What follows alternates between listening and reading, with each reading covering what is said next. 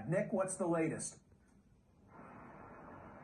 Yeah, I was just talking to a source who was literally in the room where it happened, where Secretary of State Marco Rubio, I was told, played a massive role in bringing about this ceasefire, a ceasefire that on multiple times today and even yesterday, because it was in the works yesterday, perhaps over the last 48 hours, as we've been reporting, Pakistan was sort of on a military pause to give a window for diplomacy.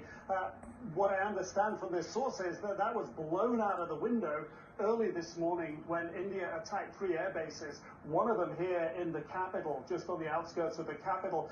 That, according to the source, Pakistan responded with a relentless, a massive barrage of missiles and rockets, they say, Pakistan says, into Indian military facilities, bases inside India, air bases, weapons storage, and along that disputed line of control in Kashmir against military bases there. They say that this, from the Pakistan perspective, their communications, how they were communicating with Secretary Rubio, that really put India on the back foot. It didn't know what had happened. India, according to Pakistan, reached out to Secretary Rubio, reached out to the Saudis, reached out to the Turks, reached out to others to find a diplomatic off-ramp, got engaged after that onslaught in diplomacy, but telling the mediators that they were going to go on a pause on the Indian side. And then, according to Pakistan, that didn't happen. There was another exchange of rocket fire. That happened several times during the day today.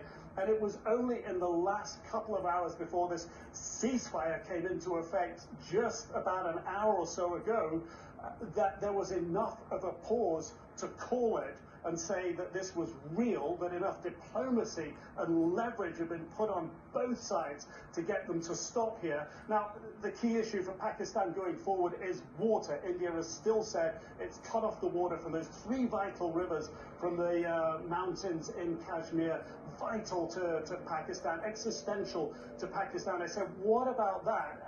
And the source said, look, this is a ceasefire. Everything works out from there. But from the Pakistan perspective, they've been up all night. From the Indian perspective, they've been up all night. There was a lot of tiredness. There was a sense that they just wanted to get this done. Otherwise, in the words of this source, it would have just spiraled into something much worse. It was now or never, if you will. It was going to get a whole lot worse.